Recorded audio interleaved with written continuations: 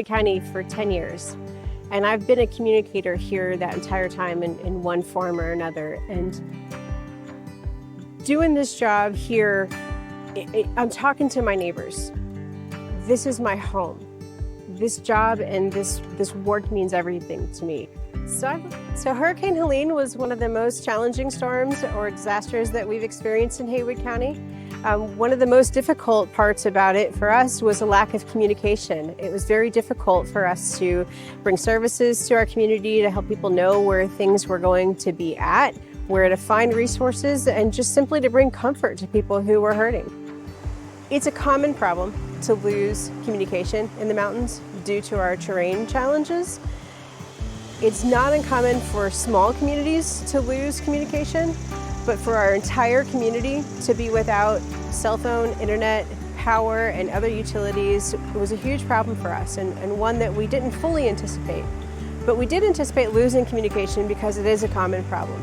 And one of the ways that we thought about addressing that was working with our local radio partners. So before Helene, back in 2022, we reached out to local radio stations. We have 2 smaller locally owned stations in our community.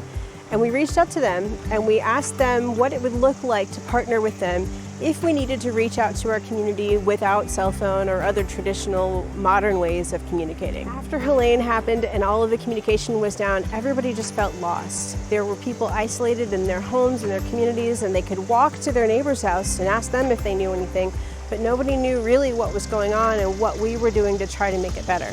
So getting the radio station back on the air was quite an adventure. It took a couple chainsaw crews from the Forest Service cutting down trees. I guess they probably had to cut down at least 50 trees that were crossing the dirt road to get to the top of the mountain. It's about 2 miles to the top of Chambers Mountain from the regular street level up to the top where all the equipment is. So that was a big haul. We asked crews to work, and they worked all through the night, getting all of the trees down and opening the path so we could get an electrician to the top to rewire the boxes.